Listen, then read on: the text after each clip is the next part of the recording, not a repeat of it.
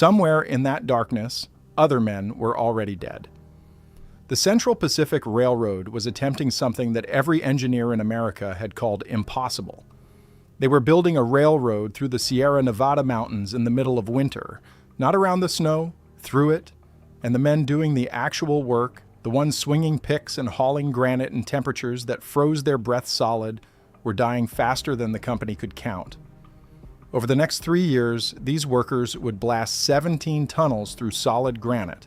They would build 37 miles of wooden snow sheds. They would move 3 million cubic yards of earth and rock by hand.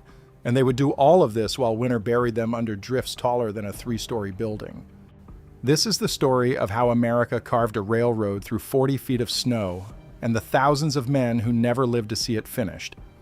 To understand why anyone would attempt this, you have to understand what the Sierra Nevada looked like in 1863. These mountains run 400 miles down the spine of California. They rise from the valley floor to peaks over 14,000 feet. And every winter, Pacific storms slam into their western slopes and drop more snow than anywhere else in North America. The summit receives an average of 400 inches of snow every year.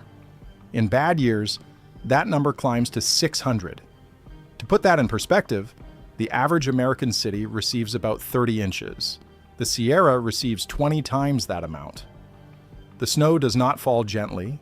It arrives in storms that last for days, driven by winds that exceed 100 miles per hour. The flakes are not the delicate crystals you see in Christmas decorations. They are dense, wet, and heavy. A cubic foot of Sierra snowpack weighs over 20 pounds. When that weight accumulates to 40 feet, you are talking about thousands of pounds pressing down on every square foot of surface beneath it. Drifts pile against anything that stands in their path. Trees disappear, boulders vanish. Entire valleys fill with white until the landscape becomes featureless and deadly. Men who stepped off marked trails could wander for hours and freeze to death within 100 yards of shelter. Donner Pass sits at just under 7,000 feet. The name alone should tell you everything. In 1846, the Donner Party had become trapped in these same mountains by early snow. 87 people set out from Springfield, Illinois. Only 48 survived the winter. The survivors had resorted to eating their dead.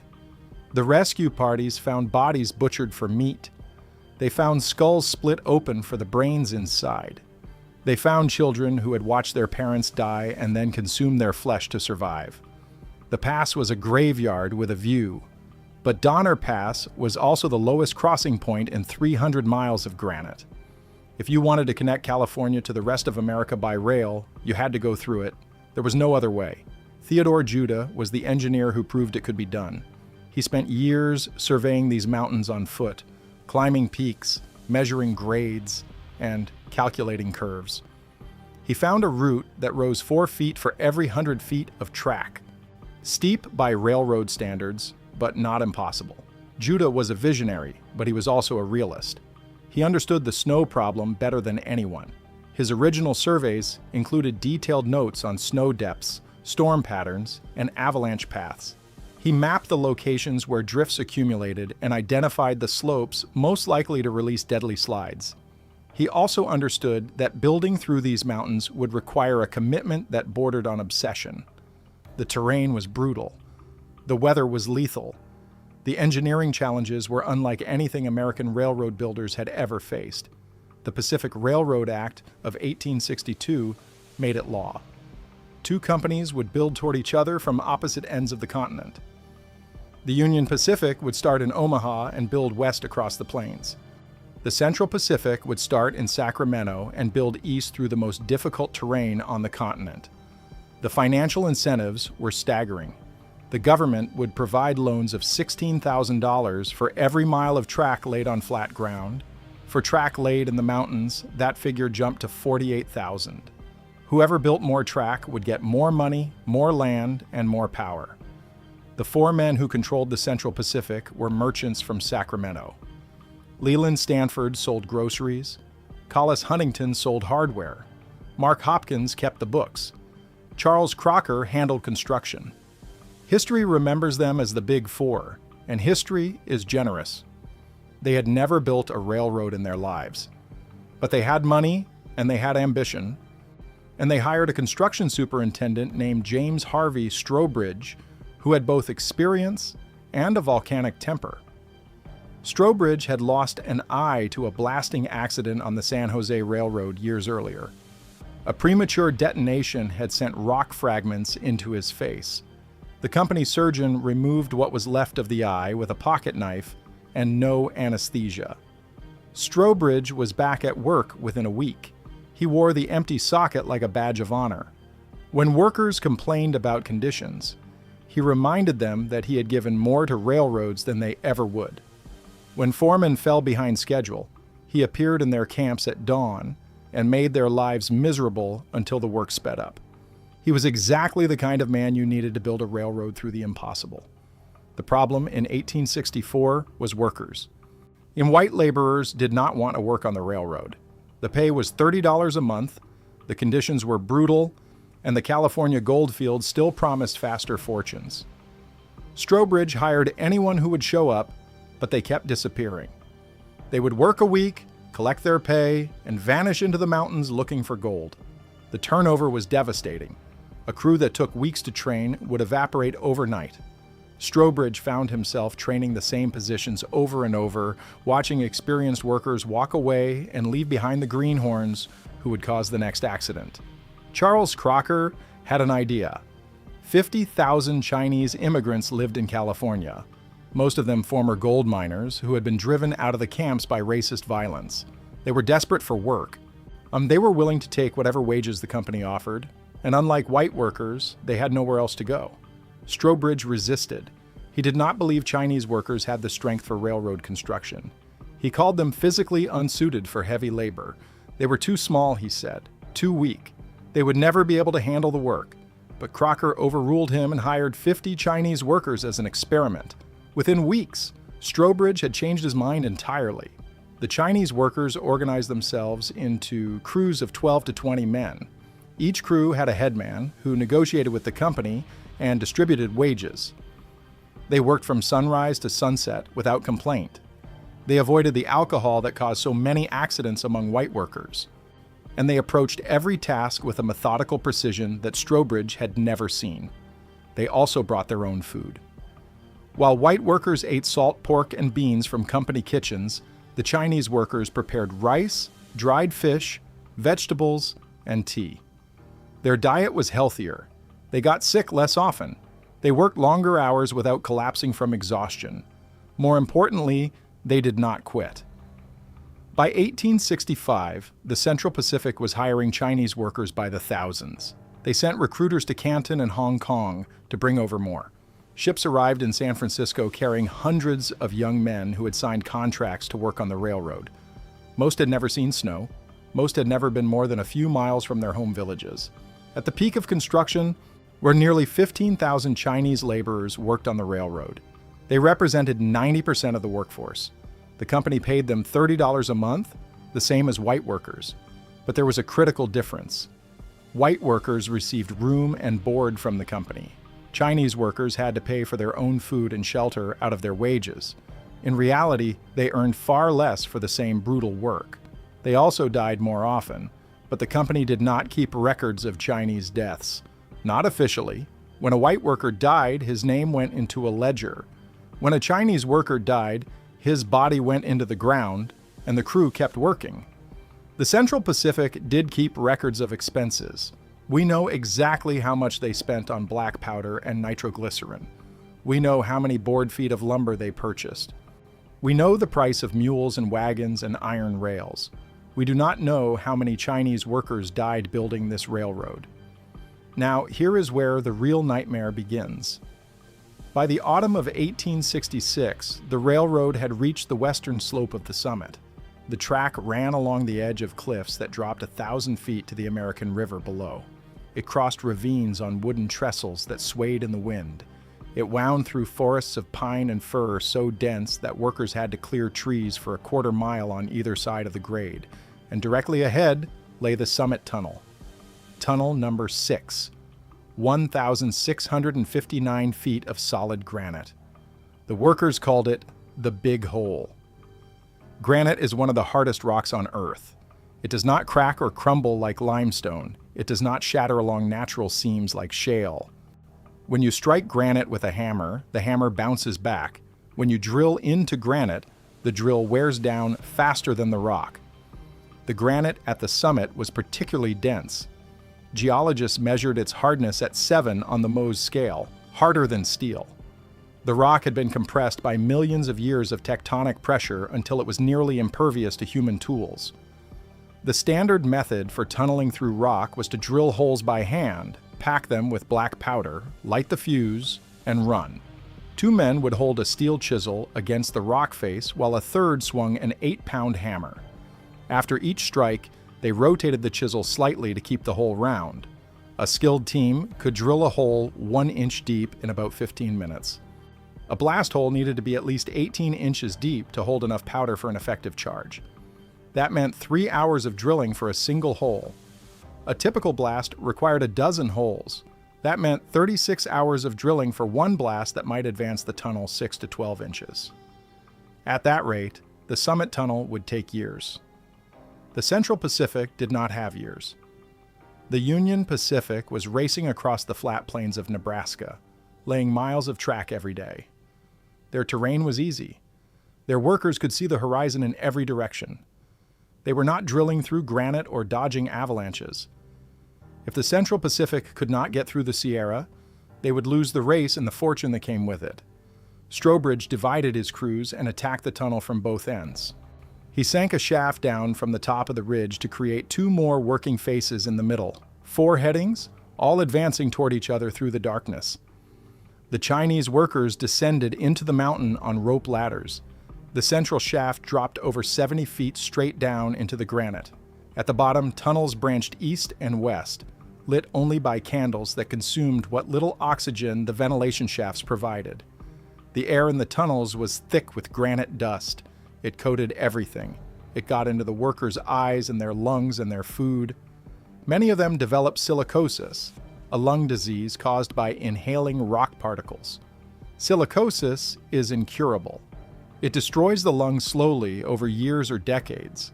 Workers who survived the tunnel often died wheezing and coughing in their 40s and 50s. But the tunnel had to be finished now. Black powder was too weak to make real progress through the granite. The company began experimenting with nitroglycerin, a new explosive so unstable that factories making it had a habit of disappearing into craters.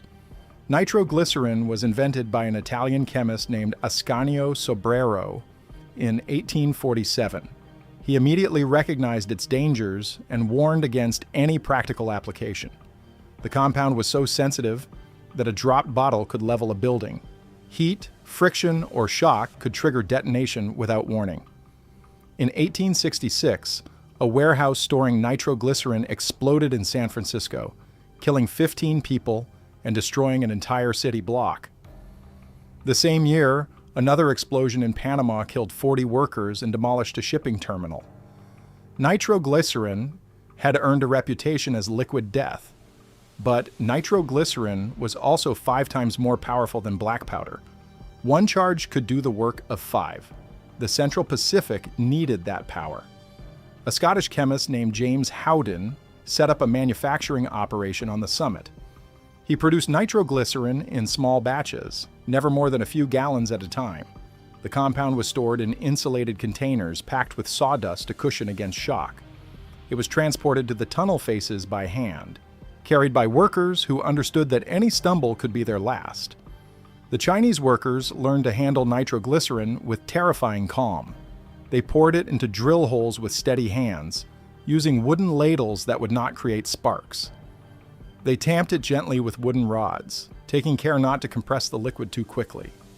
They inserted fuses and retreated to safe distances behind rock buttresses. When the charges detonated, the tunnel wall shattered. Rock fell in chunks the size of wagons. The concussion knocked workers off their feet, even at safe distances. The sound echoed through the mountain for miles. Progress doubled, then tripled. The tunnel advanced feet per day instead of inches. Men also died. Premature detonations killed workers without warning. Sometimes a charge would detonate while being poured. Sometimes a fuse would burn faster than expected. Sometimes the nitroglycerin simply exploded for no reason anyone could determine. The company did not record how many workers were killed by nitroglycerin, but the accidents were frequent enough that Strobridge eventually restricted its use to the most difficult sections. The Chinese workers went back to black powder for routine blasting. They also went back to dying at slower rates. Then winter arrived and everything changed. The winter of 1866 to 1867 was one of the worst in California history. Pacific storms stacked up against the Sierra and dumped snow for weeks without pause. At the summit, the drifts reached 20 feet by November. By December, they exceeded 30. By January, they reached 40 feet and kept climbing. The workers had built wooden bunkhouses along the route. They were simple structures designed to keep out rain and provide some warmth from the iron stoves inside. The walls were rough-cut lumber chinked with mud. The roofs were shingled with cedar. Windows were small to conserve heat.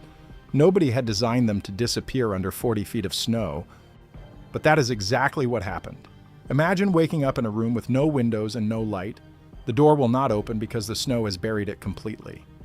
You can hear the weight of the drifts pressing down on the roof. The timbers creak and groan.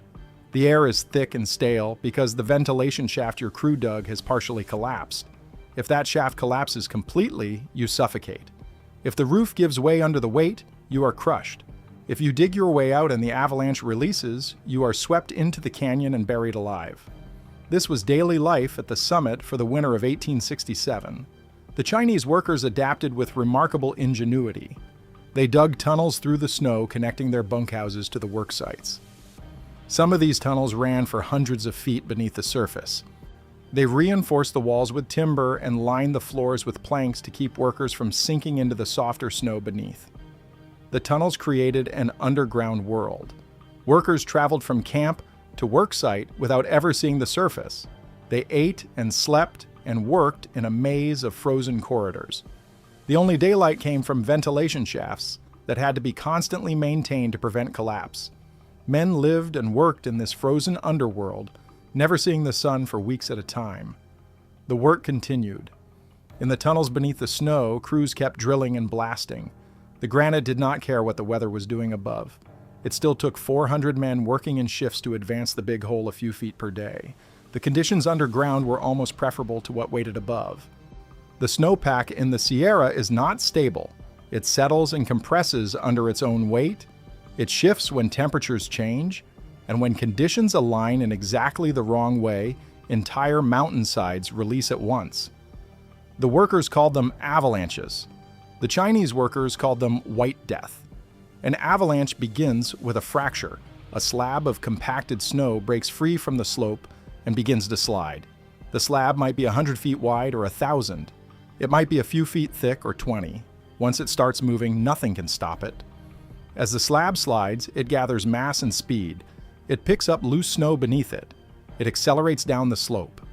Within seconds, it becomes a wave of white destruction moving at over 100 miles per hour. The force of a large avalanche is almost incomprehensible. Scientists have measured pressures exceeding 50 tons per square meter. That is enough force to snap steel beams. That is enough force to crush a railroad car flat. Nothing stops an avalanche. Trees snap like matchsticks. Boulders are carried along like pebbles. Wooden structures explode into splinters. Human bodies are broken and buried and sometimes never found. The first major avalanche of that winter killed an entire crew in late December of 1866. The men were walking through a snow tunnel toward the work site when the slope above released. 200,000 tons of snow broke free and buried them alive. The avalanche filled their tunnel in seconds. One moment they were walking through a corridor of packed white. The next moment, they were encased in a moving wall of snow that crushed their bodies and filled their lungs. The company sent rescue teams to dig for survivors. They probed the debris field with long poles, hoping to hit something solid beneath the snow. They listened for voices. They dug trenches through the frozen mass, working in shifts because a man could only dig for an hour before exhaustion took over. They found no survivors. The bodies would not emerge until spring. 3 weeks later, another avalanche swept away a bunkhouse with 20 men inside. The slide carried the entire structure a quarter mile down the canyon, tumbling it end over end, until it shattered against a rock outcrop. The debris was scattered across an area the size of a city block. Rescue teams picked through the wreckage looking for survivors. They found none. Some of the bodies were found frozen in the positions of sleep. They had died without waking. Just the avalanche had hit in the middle of the night when the men were unconscious in their bunks. They never knew what killed them. Others showed signs that they had tried to fight their way out. Their hands were torn and bloody from clawing at the snow. Their faces were contorted in expressions of terror. They had been awake when the slide hit. They had felt the building shatter around them. They had struggled against the crushing weight until the cold killed them. A few were found still holding shovels, as if they had been trying to dig out when they froze. The company did not stop work. They could not. The Union Pacific was not stopping. Strobridge instituted new protocols. Workers traveled in smaller groups. Lookouts watched the slopes above for any sign of movement.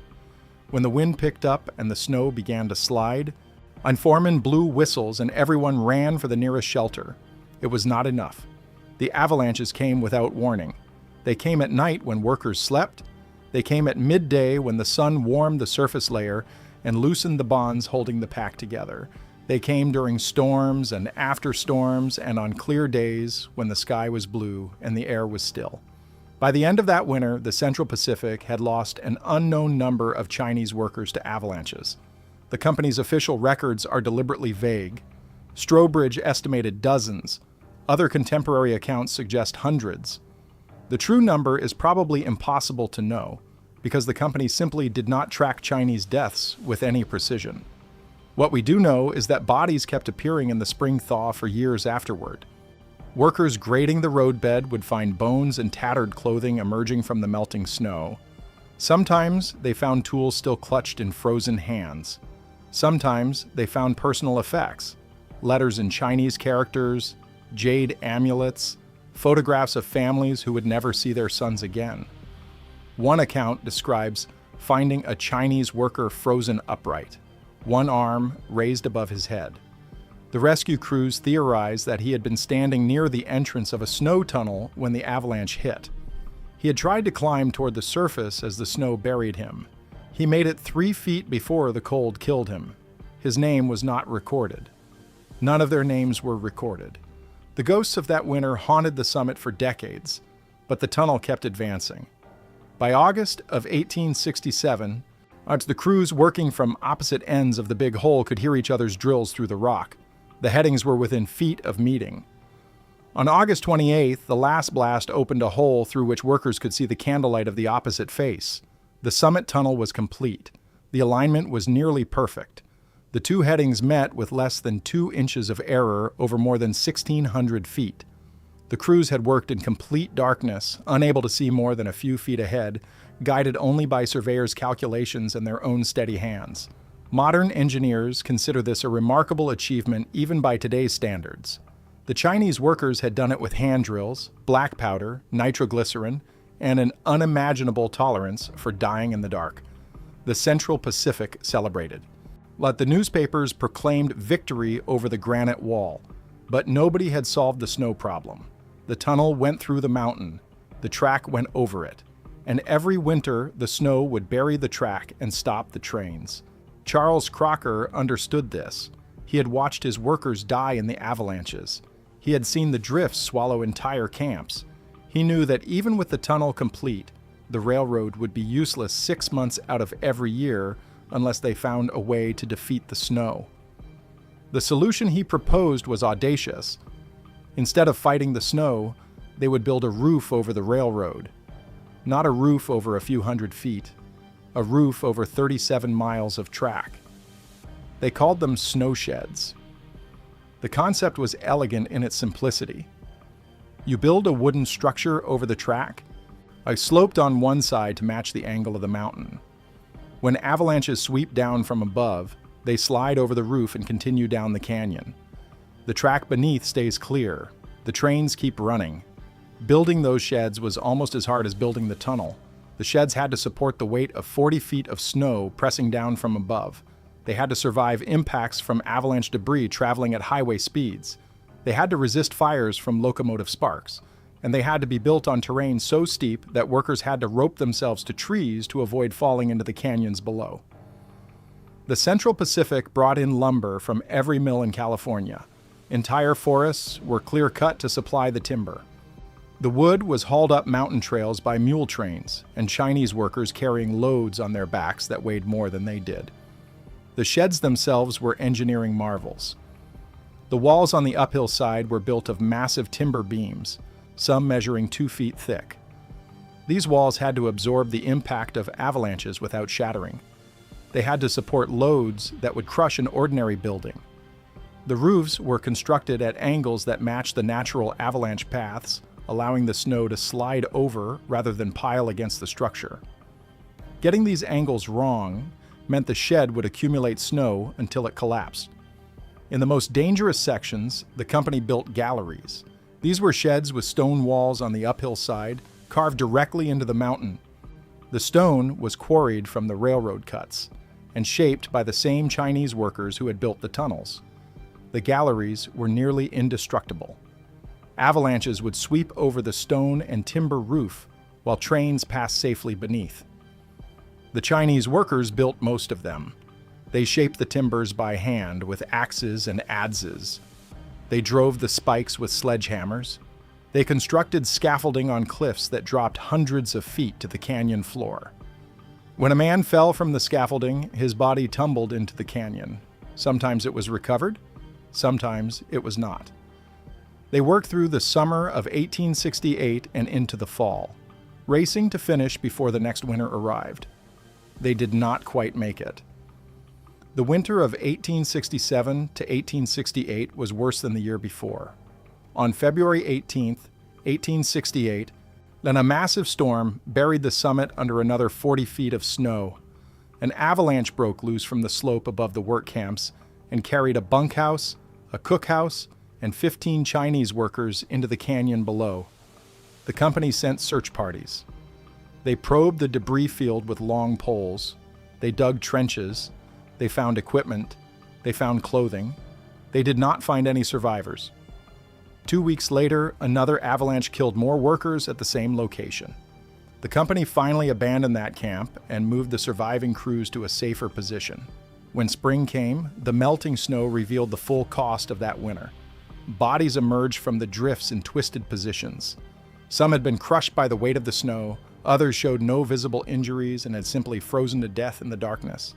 A few were found still holding their tools. The mountains gave back what they had taken, but they gave it back broken. The snow sheds eventually solved the problem. By the end of 1869, the Central Pacific had built nearly 40 miles of covered track. The structures varied in design based on local conditions. Simple sheds protected against ordinary snowfall. Heavy-duty galleries defended against known avalanche paths. In some sections, the track ran through tunnels carved entirely from the rock. The total cost exceeded $2 million, an enormous sum in 1869. The labor cost was measured in lives that the company chose not to count. When the Central Pacific finally connected with the Union Pacific at Promontory Summit on May 10, 1869, the ceremony featured 2 golden spikes and several silver ones. Dignitaries made speeches about American progress and manifest destiny. Leland Stanford swung a hammer at the golden spike and missed. The telegrapher sent the word "done" across the nation anyway. Photographs captured the moment. Workers from both companies crowded onto the locomotives. Engineers shook hands. Champagne bottles were uncorked. Not a single Chinese worker appears in the famous photograph. The company had built 1,700 miles of railroad. They had blasted through mountains, bridged canyons, crossed deserts, and conquered winters that killed men by the dozen. The Chinese workers had done 90% of the hardest labor. They were not invited to the ceremony. The snow sheds still stand in places along the original route. You can hike to some of them if you know where to look. The timbers are weathered gray now, and the roofs have collapsed in sections, but the basic structure remains. Walk inside one of those sheds on a winter day and listen to the wind howling outside. Imagine what it sounded like in February of 1868, with 40 feet of snow pressing down on the roof and an avalanche rumbling in the distance. Imagine being one of the workers who slept beneath that roof, knowing that any night could be your last. The men who built these structures understood something that we have mostly forgotten.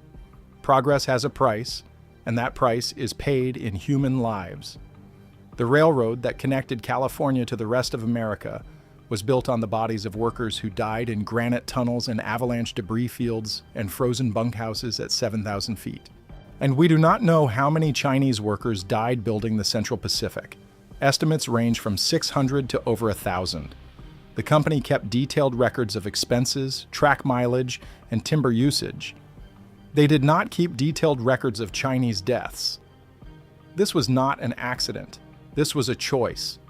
The Big Four became some of the richest men in America. Leland Stanford founded a university. Collis Huntington built a mansion in New York. Charles Crocker built a spite fence around his neighbor's house when the man refused to sell. They were celebrated as builders and visionaries and captains of industry. Their names still grace buildings and streets and parks throughout California. The workers who died in their service remain nameless. Here is what I want you to understand about the snow. It was not an aberration. It was not an unusual obstacle that the railroad overcame through genius and determination. The snow was a feature of the landscape, as permanent and predictable as the granite beneath it. The men who built the railroad knew the snow would come every winter. They knew men would die. They built the railroad anyway, because the money was too good and the workers too expendable. In the years after the railroad was completed, the snow sheds required constant maintenance. Crews worked year-round to repair damaged sections, reinforce weakened timbers, and clear debris from avalanches. The Central Pacific established camps along the summit route, staffed by workers whose sole job was keeping the line open through winter. Many of these workers were Chinese. They had helped build the railroad, and now they maintained it. They lived in isolated camps at 7,000 feet, cut off from the rest of the world for months at a time. When avalanches blocked the track, they dug it out by hand. When fires damaged the sheds, they rebuilt them. The company paid them the same $30 a month they had earned during construction. The company continued not counting their deaths. By the turn of the century, the railroad began replacing wooden snow sheds with concrete galleries. These structures were more durable, fireproof, and required less maintenance. They also required fewer workers. The Chinese workers who had maintained the line for 30 years found themselves replaced by machinery and concrete. They were never given pensions. They were never acknowledged at anniversary celebrations. When the railroad marked 25 years since the Golden Spike ceremony, it invited surviving members of the original construction crews to attend. No Chinese workers received invitations. In 2014, the Department of Labor inducted the Chinese railroad workers into its Hall of Honor. It was a symbolic gesture, more than a century after the fact. The ceremony acknowledged what the historical record had long ignored. The ghosts of the summit do not care about ceremonies. Walk along the old railroad grade on a winter day when the snow lies deep and the wind screams through the passes. Listen for the sound of hammers on steel.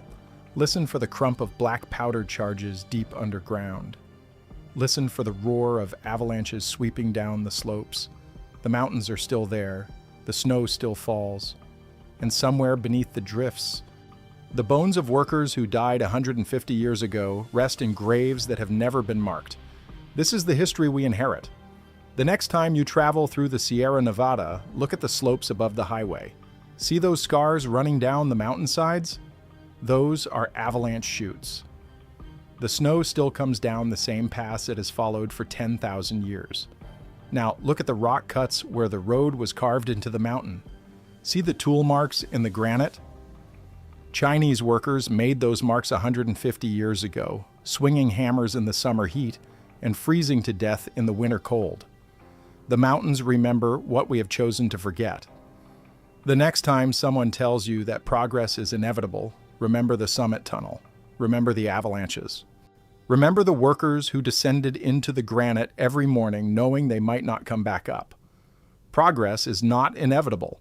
It is purchased, and the cost is always paid by someone, usually someone whose name we never learn.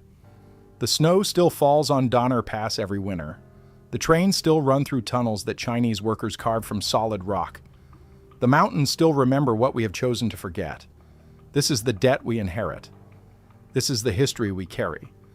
The debt we will never fully repay.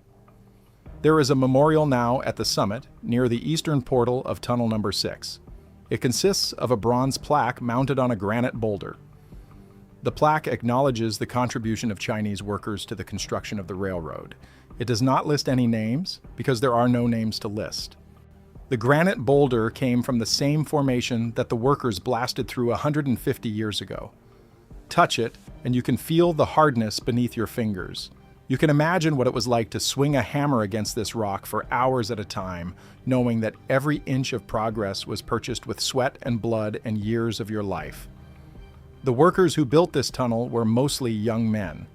They had left their families in China with promises to return when they had earned enough money. Many of them never made that journey home.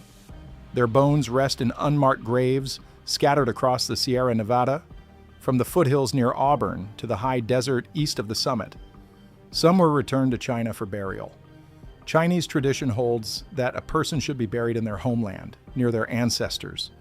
Organizations in San Francisco collected the remains of deceased workers and shipped them back to Canton, where families could perform the proper rites. But many bodies were never recovered. They remain where the mountains buried them, beneath avalanche debris and rockfall, and the accumulated snow of 100 winters. The railroad they built transformed America. Before the Central Pacific, a journey from New York to San Francisco took 6 months by ship or wagon. After the railroad, it took 6 days. The transcontinental link made possible the rapid settlement of the West, the growth of California into an economic powerhouse, and the emergence of the United States as a continental nation. That transformation cost lives, hundreds of lives, perhaps thousands. We will never know the exact number because the men who controlled the railroad chose not to count. That choice was not unique to the Central Pacific. It was not unique to the 19th century. It is the choice that societies make whenever they prioritize progress over people, whenever they measure success in dollars rather than lives, whenever they decide that some workers are worth counting and others are not. The mountains remember, the snow still falls, and the debt remains unpaid. If you ever travel through Donner Pass in winter, stop your car at the summit viewpoint. Look west toward the Sacramento Valley and east toward the Nevada desert. Consider that every mile of track between those horizons was laid by hand. Consider the workers who froze in their bunks while avalanches rumbled overhead. Let's consider the men who inhaled granite dust until their lungs filled with stone. Consider the bodies that emerged from the spring thaw, hands still reaching for the surface. This is not ancient history. This is where we came from. This is the foundation upon which we built our prosperity. The snow still falls on Donner Pass, 40 feet some winters, sometimes more. The mountains have not changed. Only we have changed, and perhaps not as much as we would like to believe. That is the true story of how America conquered the snow.